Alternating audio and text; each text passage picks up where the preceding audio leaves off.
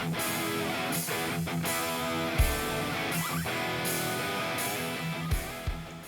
everybody, welcome to another Shop Talk.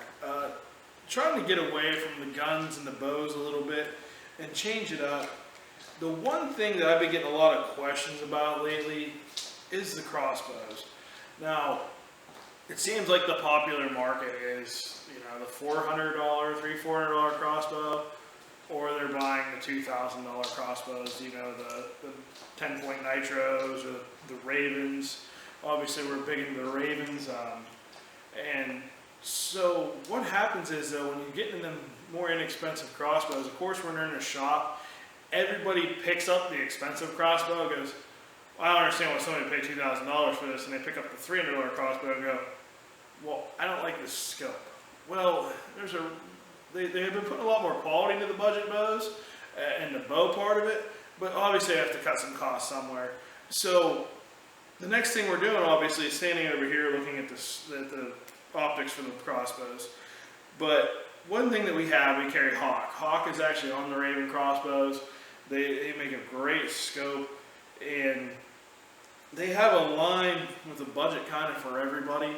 So that's actually one of the first things I did with my father's crossbow. We got a Killer Instinct, and we put an upgraded scope on it, and it made a world of difference. So come in and check some of these out. Now this is the XB. It's just a standard scope, but it is illuminated. It's got a really, really nice reticle in it with the drop lines in it. So kind of small, compact, but definitely a better upgrade than most of them budget crossbow scopes that are on there. Then we kind of bump it up here to the XB1. Now these are nice because it actually has an adjustable magnification from 1.5 to 5. What makes that nice is a lot of it goes on your speed variable. So if you're shooting 400 feet per second, you get it set there. It'll actually have this ring here with the magnification. It tells you what speed you're in a roundabout area it should do.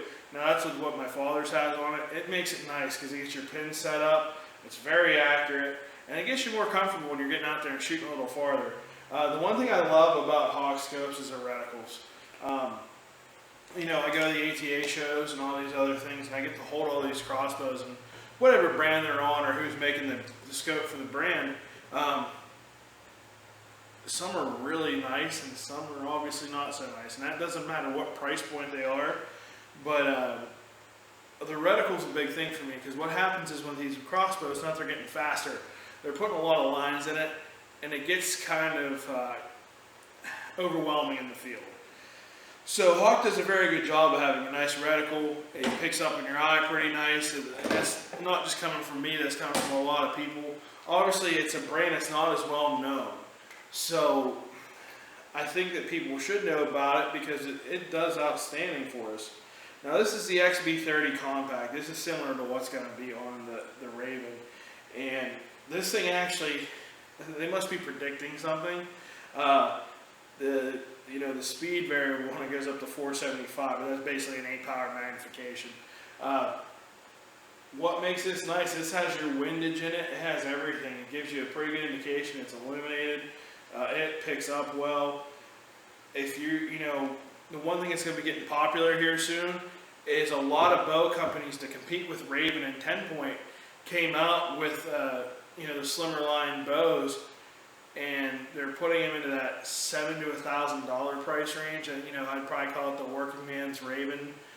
We have a center point coming out, has the Raven front end on it basically, because center point had purchased Raven and they wanted to design a more of a working man's friendly bow. And I'm very excited to see what they do, but obviously I had to cut some costs anywhere from $2,000 to around $1,000. We have the Killer Instinct Furious 9.5. Very nice bow, but the one thing I kind of would have, the first thing if I bought that bow is I'd be putting an optic on it. So you're going to see that anytime you get below that $1,000 bow, the money is cut in the optics. So definitely come in and check these out.